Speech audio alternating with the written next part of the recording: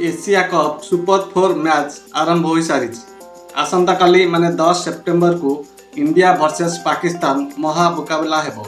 एही मैच रे प्लेइंग 11 को नहीं धर्म संकट रे पड़ जाइछंती कैप्टेन रोहित शर्मा।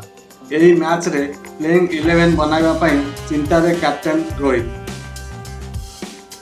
पाकिस्तान मैच पूर्व केएल राहुल पूरा फिट हो जाइछंती। नेपाल विरुद्ध रे खेली नथिबा बुमरा भी टीम रे शामिल हो जाइछंती।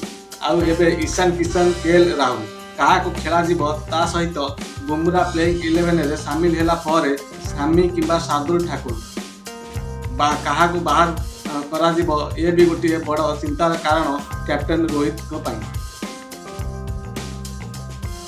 कथार अछि एणु माइले गो हत्या तेणु माइले ब्रह्म हत्या।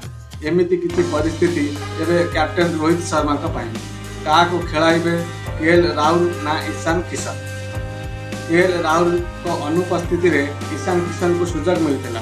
केएल राहुल टीम रो प्रथम पसंद थिले तेणु तांको खेला जिबा उचित हेले ईशान किशन पूर्व 4टी मैच रे लगातार 4टी अर्धशतक मारिछंती। एमिति कि पाकिस्तान विरुद्ध रे से 82 रन रो बढ़िया इनिंग्स खेलथिले। ताकू मध्य बाहर करबा तांको प्रति अन्याय होई पारे। देखा जाऊ कैप्टेन रोहित शर्मा कौन डिसीजन लेउछन। सेही परी बुमरा टीम रे शामिल हेला परे सामी किंबा शार्दुल ठाकुर जन को बाहर करबा को पड़िबो। प्रथम मैच रे सामी को बाहर करथिले कैप्टेन रोहित शर्मा।